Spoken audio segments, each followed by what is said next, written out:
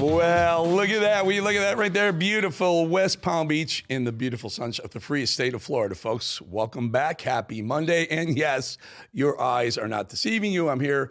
4 o'clock bowling will now be broadcast on the great Real America's Voice. You want real, honest, true opinion, news, Real America's Voice.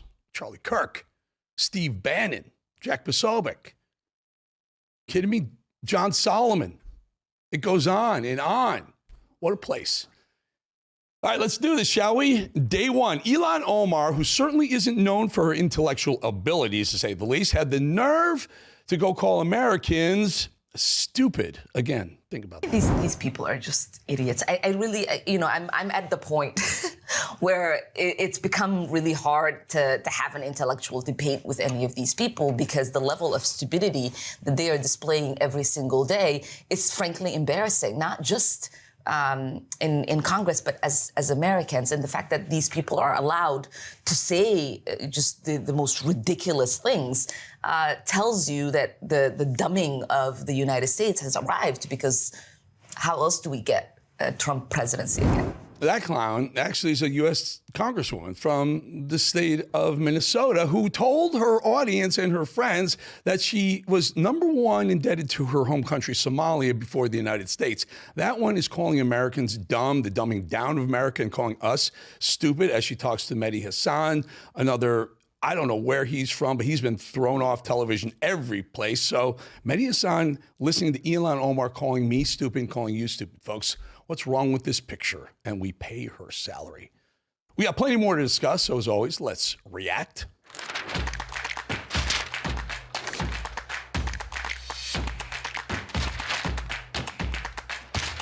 Well, President Donald Trump sure knows how to get the whiny liberals all riled up. Our commander-in-chief just sent the left into a tailspin with a sponge. I can't make this up.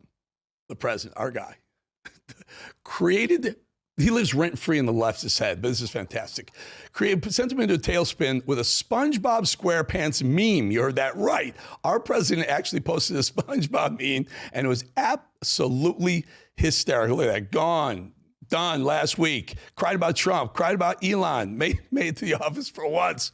It's incredible what they're doing. I mean, the left is up in arms. Can you imagine that they're ticked off? They're mad that Doge is finding $500 billion, $500 billion of your and my tax dollars. They're mad that USAID is being shut down after they wasted trillions of our dollars over the course of who knows how many years, 10, 20.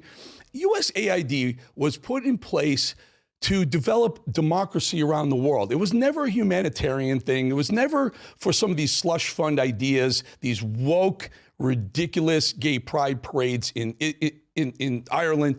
It was to promote democracy around the world in the 1950s. It was brought out. 1960s, it was brought out, and it's become just a slush fund for the liberal, progressive leftists. It's unbelievable what's going on. And so they're mad that Elon and Doge are saving us money. How do you get mad about something like that? How can you possibly be pissed off that these guys, Trump and Musk, are saving tax dollars? Why do you fight that? Is there another side that I'm not really seeing to this? They're nuts. The NAACP decided to give Kamala Harris our participation trophy over the weekend. I'm not sure what it's for. Maybe being the first woman to certify her own election loss. Take a look at there. I'm not sure what that little smile is. I don't know. Is she happy about me on the first one? Look at that weird half on the lips, I can't stand you kiss she gave beta boy Dougie. Neither of these clowns know what the heck she's being honored for. Well, let's move on to Bernie Sanders, multi-millionaire Bernie Sanders with several million-dollar homes. Well, Bernie recorded a video of himself walking around the outside of a nursing home begging you taxpayers for money as he tries to fight back against Trump and Elon. Now listen to this clown. I am once again asking for your financial support. I don't have to tell anybody that we're living in dangerous and unprecedented times. We are fighting now against the oligarchs, Elon Musk and the others. who are essentially running the government, the richest people in the world. We're taking on Trump's movement toward authoritarianism, putting more and more power into his own hands, undermining the Congress, challenging the courts, not knowing what the Constitution is about. Millionaires and billionaires. By the way, give me some money. Is he gone now? Is he finished with the Bernie Sanders? Remember, Bernie Bros went away. That didn't work. They had a shot. That actually made some sense, before Joe Biden came along. But now we realize the best of the Bernie Bros ideas were, help people become successful. Trump is doing. It's moving away from the leftist nonsense that these clowns are doing. President Trump, by the way, absolutely destroyed Maine's Democrat governor the other day. Remember that, Janet Mills? Because her state simply refuses to keep men out of women's sports. Grab your popcorn. Take a listen to this. The NCAA has complied immediately, by the way. That's good. But I understand Maine. Is Maine here, the governor of Maine? Well, are you not going to comply with it? I'm complying with state and federal laws. We are the federal law. Well, you better do it. You better do it because you're not going to get any federal funding at all if you don't. And by the way, your population, even though it's somewhat liberal, although I did very well there, your population doesn't want men playing in women's sports. So you better comply because otherwise you're not getting any federal funding. See you in court. Every state, good. I'll see you in court. I look forward to that. That should be a real easy one. And enjoy your life after governor, because I don't think you'll be in elected politics. I love this guy. His governors, he's got Democrat and Republican governors in the White House, and he's talking to them. And this clown, this Janet Mills, says, I'm going to disobey a federal mandate that says no men in women's sports. You're going to do that in public? You're going to tell it to the president publicly? You're going to take him to court? He's like, good, I'll take you to court. I win those things. It should be fun. It will be fun because here's what happens. They talk a big game. They go back to the constituents and they say, oh, I pushed back on President Trump. And then the minute their state needs something, needs some emergency funding for a hurricane or a tornado or a snowstorm, and they call and they go, hey, help us out, Trump, help. And he goes, yeah, I don't think so. Maybe the dudes in your women's sports can help you out. Governor. I wonder how this plays out. My bet is with Donald Trump. How about you? Especially because Janet Mills, the governor of Maine, who was shredded by the president in the previous clip, doesn't seem all that focused on her own state. She was filmed dancing like a lunatic at a drag show. Now watch this clip so we can all scratch our heads together. Watch. There you go. That is the wonderful governor, Janet Mills, governor of Maine, at a drag show. So let me get this straight. That person thinks she stands a chance in court with President Donald Trump. These people, some of them have learned. Listen, let's take a second right here to point out that NBC and MSNBC are cleaning house, right? Another one has dropped at NBC. Lester Holt is leaving the network after a decade on nightly news. And I want to tell you something here. Lester Holt, early on in his career, was a great journalist. He was a good newscaster, and then he became political because what else are you going to do at NBC? NBC is as progressive as the day is long. They owned MSNBC, which I believe they're trying to spin off right now. But look what they did. They didn't see this Trump wave coming. So what they thought they were doing, they thought they had half the audience. They thought they had half the country on their side. Well, what the Trump presidency, the Trump win in 2024 pointed out, they weren't splitting the pie 50-50. Fox and whomever on the right and MSNBC, NBC, CNN, and the rest on the left. The pie was much bigger for the Republicans. The pie was much bigger for conservatives because so many people voted Trump. It's that middle independent that went Trump that these leftist progressive networks realized they were completely wrong. They were splitting a third of the pie between them. Meanwhile, Fox and the right were getting 2/3 of the pie. So what are they doing? They're cleaning house. We just saw Joy Reid. Joy Reid got dumped. We're going to talk about her in a second. That guy, Jonathan Capehart, some weirdo freak from the Washington Post, had a Saturday show. He's gone. Ayman Mohyeldin, he's gone. Also gone. All these leftists, We just saw Mehdi Hassan, gone. All these leftists are gone. Lester Holt, gone. They're falling like flies, folks, because they realize they misjudge the American people. They misjudge who we are. They really misjudge the independent voters who really are common sense people who voted with Donald Trump and the rest of us hardcore MAGA right. And that's great to watch. A lot of fun for me. I've been in media for 20 years. And this is a real reckoning. Now, I want to end on something that I think is shaking the leftists up right now. So Trump puts in Pete Hegseth, and everyone says he's not going to get through. I knew he was getting through. He got through. He puts in Pam Bondi. She's through. He puts in RFK Jr. He waltzes through. Tulsi Gabbard waltzes through. Kash Patel. Oh, they're going to stop at Kash Patel. Kash Patel waltzes through. This one has the left's boots shaking in their boots. Dan Bongino, friend of mine, good guy. Well, this clip of Dan Bongino, it strikes because this is what conservatives are really about. Dan has a very successful podcast, very successful, makes a lot of money. But Dan cares about the country more than he cares about making money or being a celebrity. So he's taking on a massive, important new role, working with the president as the new deputy director of the FBI. Listen to this. It's not going to be the last show, but we've only got a few more left with you. So obviously we're going to be working with a team of people to make this transition from me, political commentator Dan, to deputy director of the FBI Dan. Those are different roles, require different skills.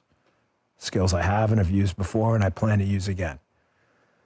The vision of President Trump, Attorney General Bondi, and Director Patel, I am going to do my job to implement that vision. And I can tell you right now, we are going to try our best. Every single thing I have in me, every single strand of DNA cell in my body is going to be dedicated towards keeping this homeland safe, no matter what. No matter what, that's my job. We're going to reestablish faith in this institution. And the good people there doing their job, hitting the streets, developing sources. We'll have your back. We are going to reestablish faith in this institution. The FBI belongs to the American people. Doesn't belong to me. Doesn't belong to anyone else but the American people. So that's Dan, and he's doing a really important thing. He's walking away from a successful podcast. He'll be back. I think his wife is going to continue, and someone else, but it will continue. It won't be Dan's podcast. It won't be the massive media force that it is right now. But he'll come back, and he'll be even bigger when he comes back. But he's taking a few years out of his life to go make no money, fine, but he's got plenty of money. But to go do something different for the country, I think that's just phenomenal. I think Pete Hegseth is doing the same thing.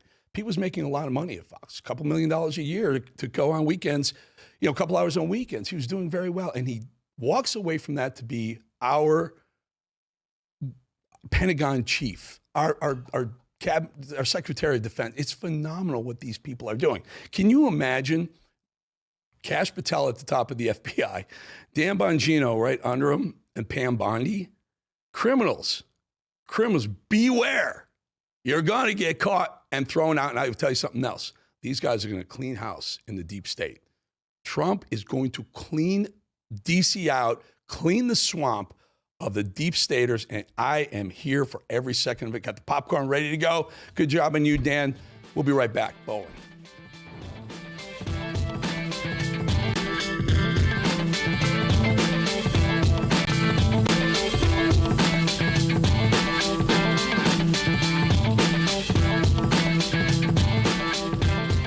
Look at that, West Palm Beach, Florida. Beautiful. It's probably 75 degrees right now. But let's go to a place where it's probably a lot colder than that. Let's go to our Brian Glenn outside the White House. Brian, really good to have you. First day, had to get my man in here and talk about. I just adore.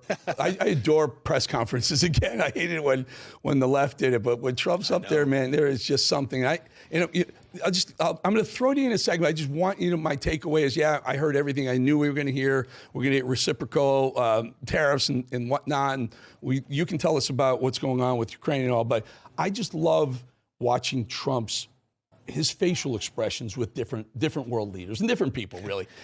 I get the sense, correct me if I'm wrong, I don't think he likes Macron that much. I think it's a power play in the way he shook his hand, he like grabs it and pulls it in. But when he answers questions, Brian, in the East room or the briefing room, you know this, right? He has a different tone when he likes the guy he's standing next to or gal, and when he doesn't. Brian, I'll give it to you. No, you're absolutely right. By the way, Eric, it's so glad to have you here on Real America's Voice. You are a legend in the business, and we certainly are very honored that you're here, and I'm honored to be with you on your first show here with Rav. But, you know, President Trump has such a commanding presence, I would say, Eric, with everyone he brings in that in either in the Oval Office or in the East Room. He has that leadership. He has that art of the deal. It's like he's the one that's going to come up with the master plan to save whatever the problem is. And you see that on display every day. We've had India, the president of India. We've had the Israeli prime minister. We have, of course, France. We've had some other, it's just other world leaders in this, you know, White House behind me in just the first 30 days. It's unbelievable. And it's exciting as it unfolds. And once again, these press conferences are back. I think the journalists, believe it or not, I think the media enjoys it because they had a very quiet 4 years, Eric. There was nothing going on. Very quickly, Brian, so Trump announced that part of the deal he's working with Zelensky and Ukraine is to get some rare earth and some mineral rights or some mineral payback, let's call it that. And I remember in the Iraq War, Trump said when he wasn't president, he said we should have sent them all the assistance they needed, but we should have gotten oil in return. Trump is literally walking the walk now saying, hey, Zelensky, we've given you, he says $300 billion, but that's a huge number. I've heard 180, I've heard 200, whatever. We've given you $300 billion, but you're going to pay us back. That's the first time I've ever heard an American president say, hey, we'll help you out, but it's going to cost you too. I love this. Your thoughts?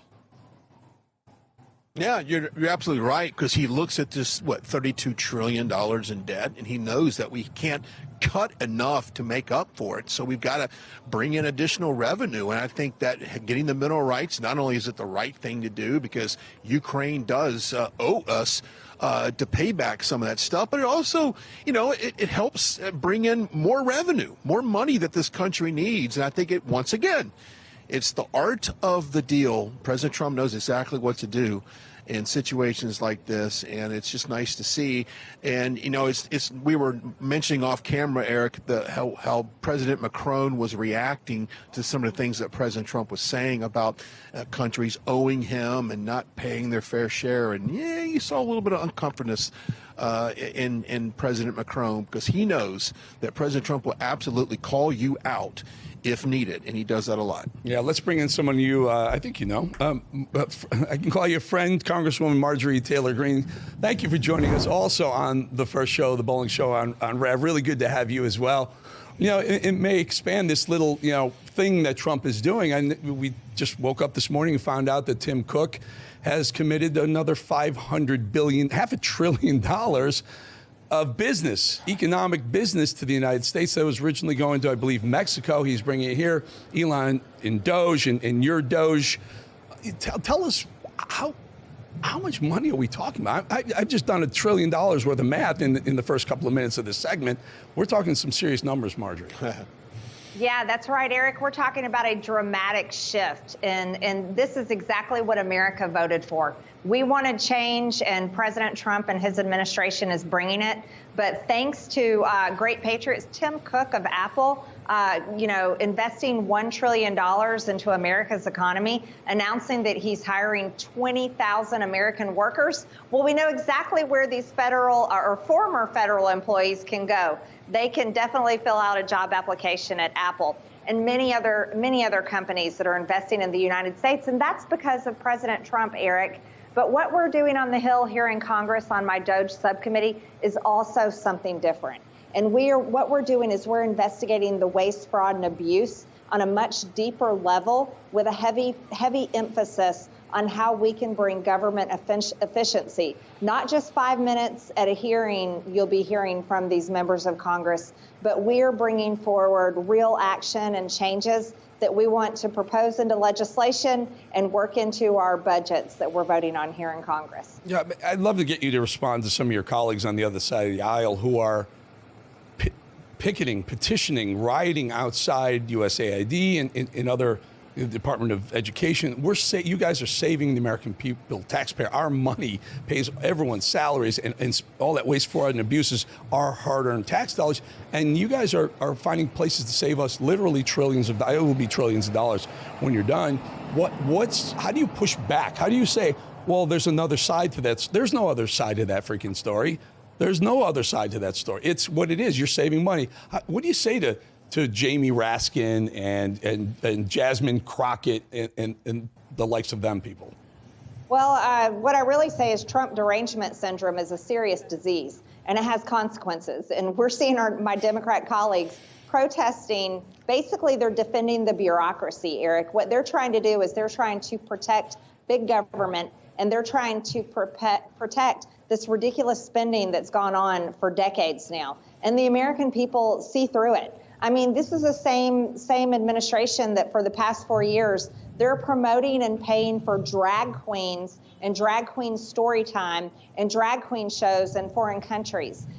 This same administration, these Democrats that are now pitching temper tantrums like the ones that serve on my DOJ committee, they're pitching temper tantrums like we've never seen, to the point where we saw Rep. Garcia go on CNN just after my first hearing on Medicaid and Medicare overpayments. He goes on and he says it's time to use actual weapons in this bar fight. He threatened actual weapons against Elon Musk and against me, and he named me by name.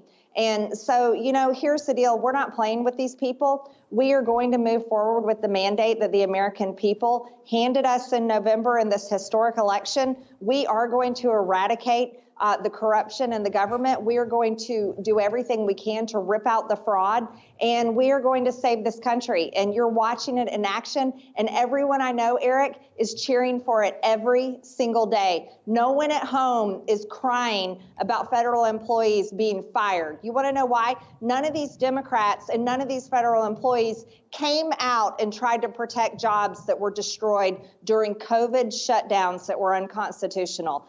So everybody tune in for my USAID hearing on Wednesday at 11 a.m. It's going to be big. It's going to be historic, and I'm sure you're going to hear a lot of things that will outrage you. I'll tell you what, I'd love to get you back on 4 o'clock on Wednesday after that hearing, because that is going to be a lot of fireworks, because the Democrats are going to put their foot right into their mouth at MTG, because they're fighting against what literally almost every single American realizes is necessary, is cutting the waste, fraud, and abuse. Brian, I tell the folks, and I'll do it because I haven't done it on Rav yet. 2 weeks ago, I got this back. This is my press pass. I had this for the 4 years of the Trump administration. Joe Biden got elected, and they took it away from me.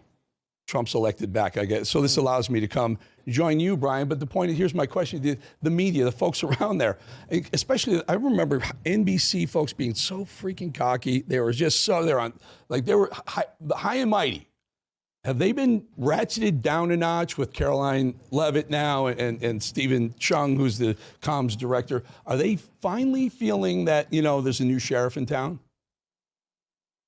I think they know they have an administration that's going to fire back at them. And I don't think they have come off their high horse, to be honest with you, Eric. And I've talked to Marjorie about this at great length. They still think they run this briefing room. And some of the arrogance of many in that room is just, I can't believe the questions that they ask. And I kind of want to start asking a two-part question, Eric. One of them is on behalf of the American people, they would like to know, and then I ask my question. And then I like to ask a question on as far as a question that I have, because I feel like for so long, Eric, the questions have not been asked with the previous administration. And of course, I think they now know that Caroline Leavitt, after I think her 5th press conference so far that she's done, she's not going to tolerate it. She will absolutely push back, and she did that on day one, and it was nice to see. Yeah, it's also nice to see, Brian, to be honest with you. President Trump comes to you a lot, and that's really a feather in your cap. I mean, everyone doesn't get that question, but he does come to you quite a bit, and that's it's certainly cool to watch, certainly from the studio here. MTG, it's my honor. Yeah, I like before it. we go, Jasmine Crockett seems to be, I don't know, she's got a problem with you. Is she really bubbling up the Democrat ranks as someone that may be considering possibly a presidential run in 2028, like I'm hearing? What are your thoughts? Oh, I certainly hope so, Eric. I'm going to tell you right now, I might donate to her presidential campaign.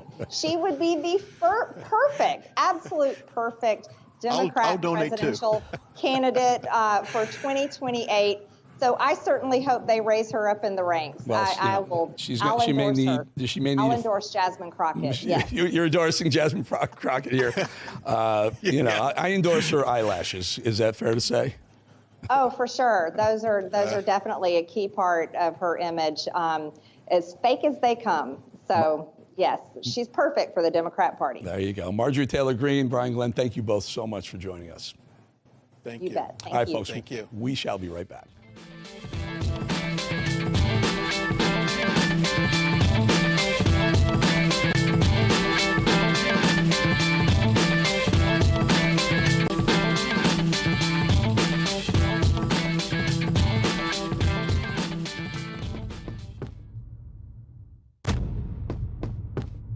There it is. Look at that. That's control. Look at that. There's the fellas, the ladies and the gentlemen who are making this show happen. Love seeing this, by the way. I adore the behind the scenes looks, right? So I spend a lot of time in mainstream media, cable networks, and they just never want you to see what's going on behind the scenes. I think it's fascinating. I think it's really cool to see our control room. And guess what we're going to get here? It's called Voice of God at some point, where I can talk to them. They can yell at me if I do something wrong or I've got to hurry up. We're going to have a conversation because I want you to understand what goes on behind the scenes. They work really hard. They work really hard back there, make sure this thing gets pulled off. Like, for example, that last segment, we had a guest who was going to come. He couldn't make it. And 3 minutes before we start the show, we get a second, we get Brian Glenn, who can scramble to a camera. And then we get, I texted Marjorie Taylor Greene while we're in the show. And I said, can you get in front of a camera? She said, give me a minute, I'll get there. This is awesome. Great setup, you guys. All right, the media really wants us all to think Trump is failing and that people don't like him. Fortunately, we only care about one truth, and that's what this is, a truth bomb. And we dismiss the toxic, divisive narratives pushed by the mainstream networks. Numbers don't lie. Hips don't lie. Numbers don't lie. And they will never lie. So here's a look at how Trump's policies are really being received. He's doing extremely well across the board. Look at the support. The blue is support across the board on issue after issue after issue. He is doing extremely well. People want Donald Trump to save us trillions of dollars with Doge. People want Trump to get us out of involvement in that insane war between Russia and Ukraine. And he's doing all those things and more. But you won't hear that. Mainstream media tells you, oh, I was on Drudge this morning, and one of the headlines on Drudge says Trump is underwater in 2 of the 3 categories. He's not underwater. BS, Drudge. What happened to Drudge, by the way? That used to be a solid, you just knew you could open Drudge. You know, you get conservative, common sense news. Now, someone bought Drudge, and I don't know if Matt's still involved. Matt, if you're involved, please clean the place up. Matt Drudge, that is. I don't know. It's become a left-wing, news aggregator. It's terrible. But the fact is, back to this topic, the fact is President Trump's first month is unprecedented. And there's not a single thing that stands out. It's so overwhelming across the board. The whole package. He's aggressive. He's well planned out. And so far, it's a well-executed and action-packed game plan. It's actually set a new bar for incoming presidents. No one's going to be able to touch this. And it's entirely different from his first term. It's undeniable. And yet the media is trying their hardest to position it as a failure so far, as a negative for America. Does this president have it together? Is he executing the will of the American people who overwhelmingly, resoundingly voted for him? They keep asking. Well, he is. All you have to do is look at the nearly full confirmed cabinet heads. The first time it's been like that since 2001, by the way, under George Bush. Look at those confirmations. They were saying none of those were going to get confirmed. At least most of them on the bottom row, they said weren't going to make it through. 18 of them cabinet secretaries already confirmed. Way to go. The border getting under control. Criminals are being deported at unprecedented rates.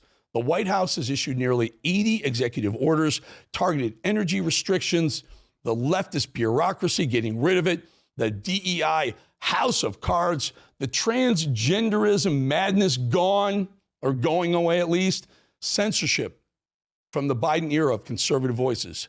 Getting much better, cleaning it up, President Trump is. President Trump is dismantling Biden-era regulations left and right, and he's shutting down entire programs, useless programs Americans have been paying for many, many years. Number 47, President 47, POTUS 47, has already met with many foreign leaders. He's withdrawn from global entities, which he said he was going to do. Have I mentioned we're only a month and a few days in, a month? And Congress even moving along already on President Trump's proposed tax reform, which brings us to Doge, the work in progress under Elon Musk. We could always have imagined, how in the world would have thought that we'd be this far along the lines? We met with fear from the deep state, so used to benefiting from the deep state coffers that our tax dollars have filled for years, decades. But here's what matters the most. Despite the leftist machine and their mainstream media comrades positioning themselves as authoritarian, Americans don't believe them. And what's more is that Americans want what Doge is delivering, like Marjorie Taylor Greene said in the last segment. And again, the numbers don't lie. I'm a numbers guy. Americans, they don't want us to fall deeper and deeper into debt. We're approaching $40 trillion in debt. They want less spending. They want to check our government. They want to check what we've been spending so many tax dollars on. We want accountability. And, well, more than half of the country agrees. They're sick of government waste, and they're happy that President Trump and Elon Musk are finally making all of this happen. But we knew, and they most certainly knew that, much like Democrats use lawfare to attack President Trump and MAGA in every possible way, there was no way in hell that they're going to try and use the law to stop Doge from digging around and saving us money. It wasn't going to happen. Trump wasn't going to let it happen. But a Harvard-Harris poll proves the facts. So here are the facts. A survey of 2,443 registered voters shows that 52% approve of President Trump's performance so far. 52%. Harvard did that. You know, we're going to get into this later on later shows, but you can ask polls, you can ask questions in polls, you can drive people towards an answer that you want. To get 52 in a Harvard poll, I always look at the methodology, and I'll do this another time, but you dig into the methodologies of how many people they polled, how many are Republican, how many Democrat, how they ask the questions, and you can definitely see a bias in polling, and we will do that. But for Harvard to come up with a poll that said Trump has an approval rating of 52% at this point, phenomenal, folks, phenomenal. All right, we'll be right back. We have a big monologue because Joyless Joy Reid, she was crying all over the internet today because she got bounced from MSNBC last night. We'll be back.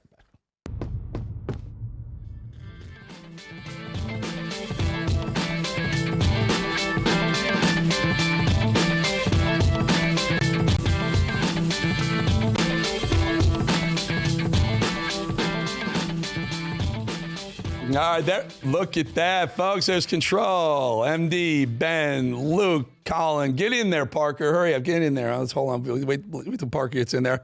Oh, was that Drew in the back? No, that's Matt in the back. There they are. There's Parker. There's Parker. I love the control room. We can't wait. All right, that infamous race baiter Joyless Joy Reid is out at MSNBC, tossed aside during Black History Month, no less.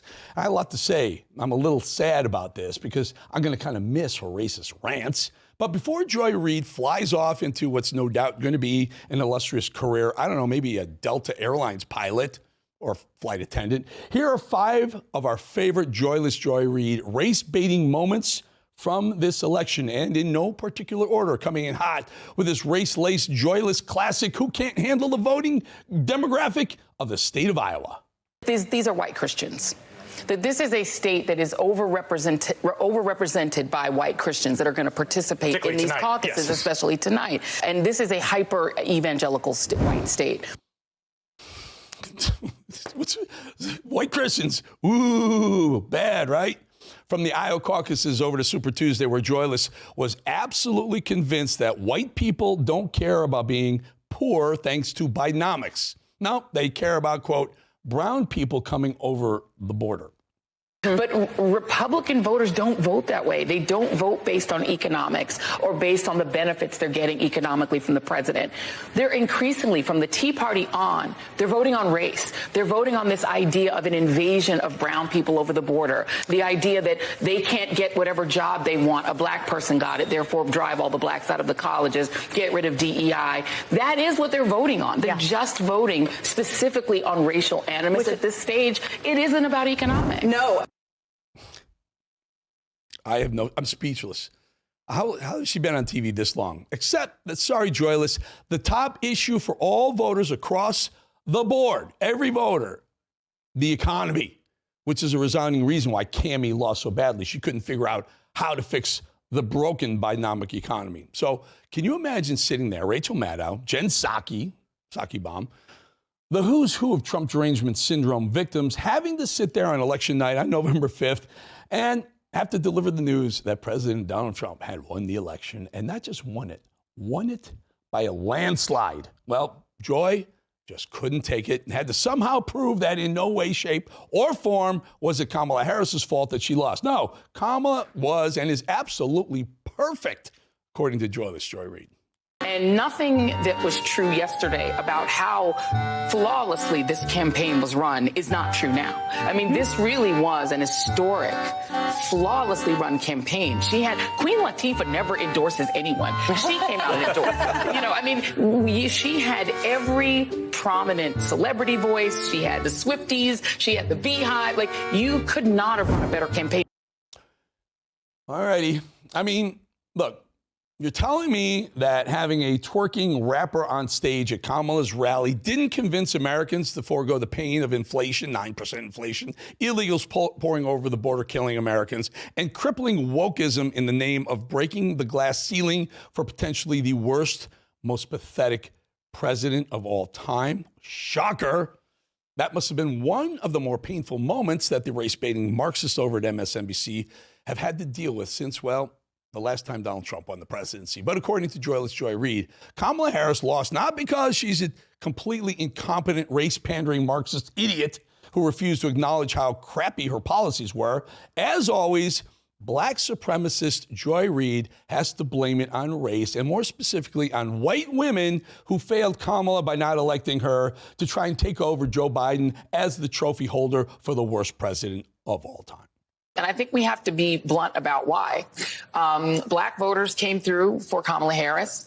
White women voters did not. If you can't flip enough white women, and we've talked about this on this set numerous times, that message obviously was not enough to get enough white women to vote for Vice President Harris. And finally, at least before she got tossed by the Marxist News Network, at least we got to hear Joyless forced to use those amazing words one more time, maybe a few more times. I bring you big balls.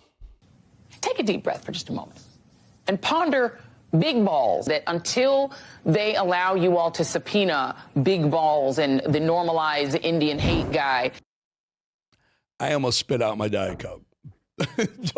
Ponder big balls. Okay. What a national treasure Joy Reid is.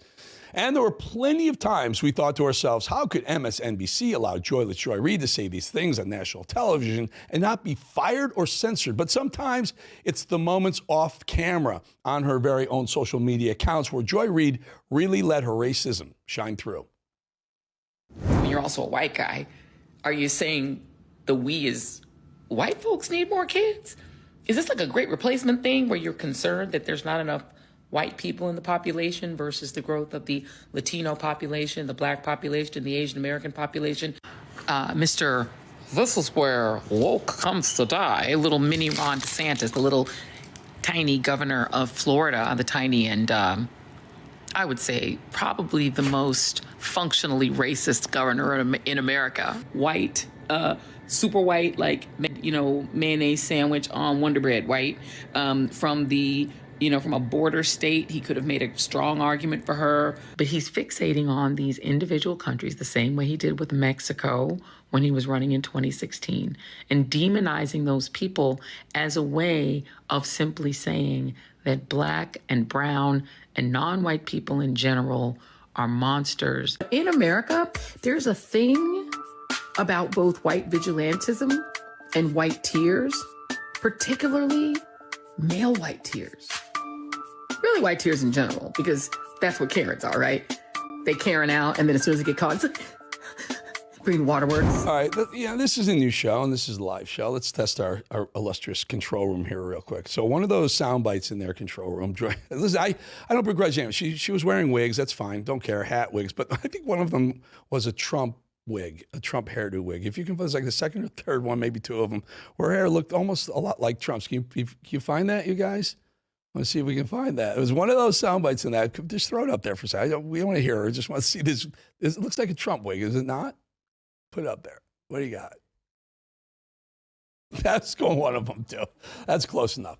All right. Anyway, before we sit here and think, wow, maybe, just maybe MSNBC has learned the errors of their ways by parting with a blatant racist, well, don't hold your breath. It just sounds like to me that what Donald Trump is doing is trying to bolster his argument for what he's saying here at home.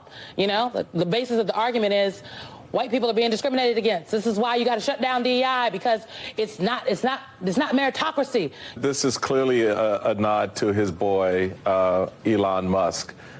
Because he is a white man from South Africa. He's a white man from South Africa. And of course, you know, the whole system there has, you know, for guys like Trump, they don't have a problem with it. They just never. Why? Because they're trying to impose the same kind of system here. So, yeah, you heard that right. President Trump and white African man Elon Musk are just trying to create an apartheid against black people in the United States, said, by the way, Michael Steele, who used to be the chairman of the Republican National Convention, the RNC. Michael Steele actually was a Republican and an RNC chairman, believe it or not. But now he's saying Trump wants to, and Elon are looking for apartheid.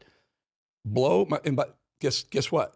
Those people are going to replace one of the shows on MSNBC. There's a reason these leftist machine puppets are failing in America. They've told lie after lie after lie about President Trump, about Trump's inner circle, about MAGA, about his supporters. And not just that, they just have lost the trust with Americans, but they refuse to admit their mistakes and they refuse to change.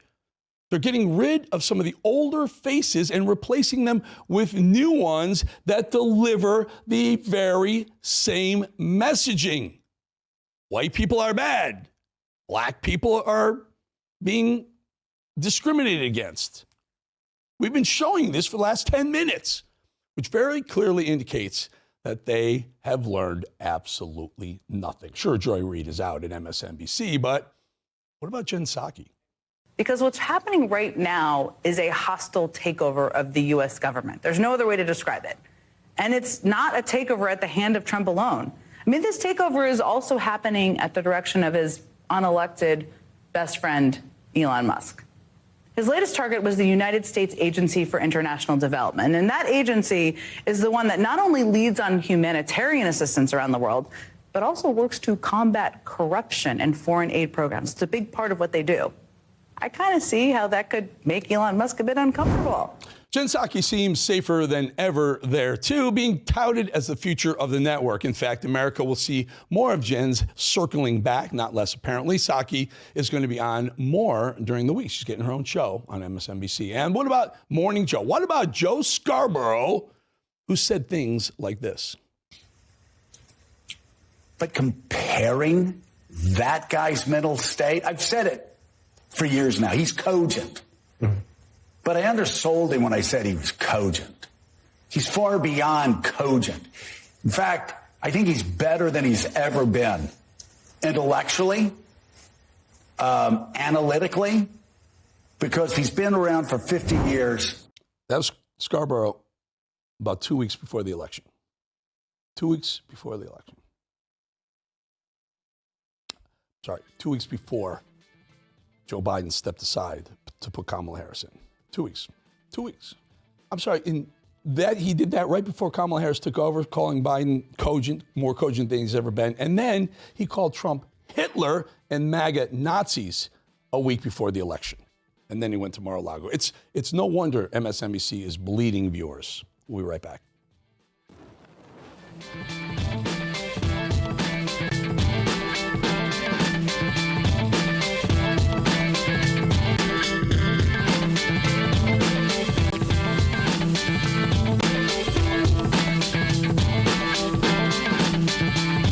Look at that beautiful golf course, Palm Beach, Florida. Oh, there's a control room. All right, folks, finally checking in with the other side of the world, literally. The Trump effect clearly reaching as far as New Zealand, about 9,000 miles away. They're done with wokeism, done with the rainbow parades, taking over their world too. Watch this.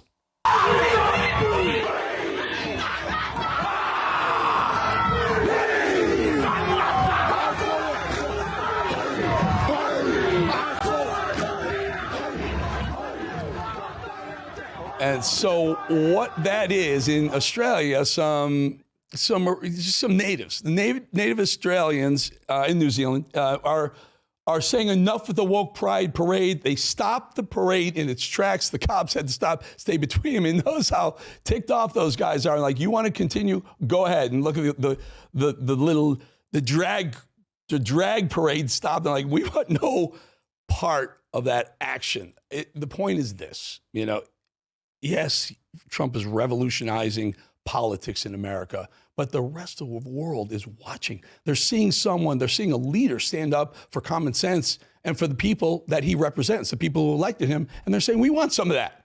We want some of that American, no nonsense, back to MAGA. MAGA? I was at the thing in the East Room and the Indian president says, I want MEGA, make India great again. It's fantastic, spreading around the world, folks, and it's great to see. I just love to see the gay pride people going, I don't mess with those guys. Those are indigenous people who they're not to be messed with. All right, this is really cool. This is probably one of the main reasons I signed on with Rav to do this is because this opportunity right here. I get to, at a couple minutes before the top of the hour, after we've been doing this for an hour, I get to bring in a good friend of mine for a very, very long time. I consider him probably the smartest political mind on the planet, not just in America. The great Steve Bannon. Can we bring in Steve? Steve, just want to do is I love the idea that every day I get to talk to you and talk to you about what your show is all about, but just I get to learn from you. I learned from Steve Bannon, folks. Steve, what's the 5 o'clock look like? No, I learned from you, Bolling. You're one of the original gangsters of this movement. So honored to have you lead into us. It's just fantastic. When Rob Sig told me, I said, well, what we got to do is we got to do a handoff every day we possibly can. So I am so proud on your first show here on Real America's Voice on the live channel that I get to take the football from you. And your analysis today of the meltdown of MSNBC and the mainstream media. It's been a glorious day, sir, as you can tell. Yeah, the other thing we saw this morning was Macron, going to the White House, shaking Trump's hand, and Steve, that handshake that Trump gave him, it was Trump grabbed his hand, and you could see Macron kind of cowering. He's like, "Can I get my hand back?" And to the point where Macron had to take his other hand and get his hand back from Trump. That is one badass power move, I'll tell you, right? That was very much so. It was a intense day at the White House. Macron shows up, as you know, I think like at 8 o'clock. They had the G7 meeting. Then he came back. We're going to cover that in depth today, particularly Ukraine, security guarantees, all of it, Eric. As you know, this is a historic week. President Trump bringing peace to the world, peace and prosperity. It's a big week, including the fact that it's the first show of Eric Bolling here on Real America's Voice. And I think tonight is the beginning of the last week of Joy Ann Reid. So quite historic Monday, the 24th of February, sir. Did Joy Ann Reid and all her wigs. I think there's a Trump wig in there. I played a montage of one of the things she was doing on social media. I'm pretty sure she had the Trump blonde wig on it. Maybe she is a late blooming convert to the right side. Can you put it up, guys? Do you have it? I think that's it. I think that's isn't that her Trump hair there, Steve? You can't see it. All right. Well, listen. Oh wow. I'm gonna leave it to her wigs. Joy Ann Reid and her wigs to the war room, which is again, folks. If you're a machine, brother. You do 2 hours and In the morning, you come back for an hour, you do week. Yeah, wow. We are fortunate. The American people are fortunate to have Steve Bannon in front of a microphone. No. Keeps me out of trouble, Eric. You know that. I got to keep occupied. I got to keep occupied. Idleness for me is the devil's workshop. So I got to keep occupied. But I thank you for the kind words. Indeed. All yours, Stephen.